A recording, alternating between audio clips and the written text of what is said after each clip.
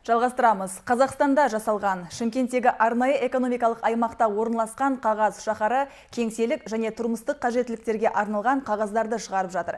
Кәсіпорынды іске қосу үшін кәсіпкер осыдан 3 жыл бұрын 150 миллион теңге қаржы жұмсады. Бүгінде Қазақстан нарығын жаулаған қағаз өндірісі қанатын кеңге жаюды жоспарлап отыр. Қағаз өндірісі қыз-қыз қайнаған кәсіпорын өнімдері нарықта бәйтерек және ақбарыс деген атпен танымал. Кеңсе қағаздарының бағасы елімізге сырттан келетін қағаздардан 10-15%-ға арзан.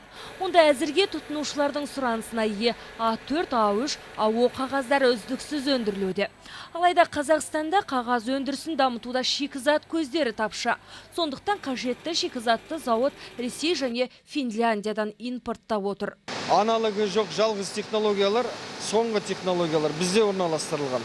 Дүние жүзінде санаулы түрі бар осы технологиялардың. Жергілікті жердік билік органдары барынша қол көмектерін созып жатырмыз. Рахмет, солар кісілердің арқасында нарыққа да қазір шығып жатқан жағдайымыз бар. Бұл мекеме негізінде 3 жылдан бері жұмыс жасайды. 3 жылдың ішінде біз ең бастысы самұрық-қазынаның қолдауын жақсы көрдік. Жылына 3 миллион 650 мың қорап қағаз шығаратын зауыт Қазақстанда осы саладағы жалғыз өндіріс орны. Көріп тұрғандарыңыздай, заманауи мына құрылғы Германиядан әкелінген. Қағаз жасаудағы барлық қызметті жалғыз өзі атқаратын аппарат тіпті көп қол күшін де қажет етпейді. Әйтсе де кәсіпорын қазір 50 жанды жұмыспен қамтып отыр. Отандық өнім сапа жағынан өзгелерді басып озады. Арнайы автоматтандырылған құрылғылар орам қағаздарды түрлі пішінде кесіп, қорапқа салып тұрады. Мұндағы жұмысшылар шетелдік құрал сайманның басқару тетіктерін жетік меңгеріп алған.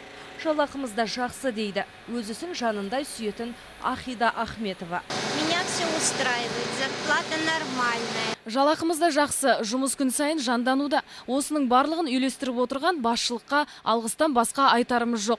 Қағаз өндірісін игеріп алуда аса қиындық туғызған жоқ. Себебі арнайы аппарат біздің жұмысымызды жеңілдетіп отыр. Тек құрылғыдан шыққан дайын өнімді осылай қораптарға салып реттеп отырсақ болғаны. Кәсіпорын басшылары өндірісті өркендетуді мықтап қолға алмақшы.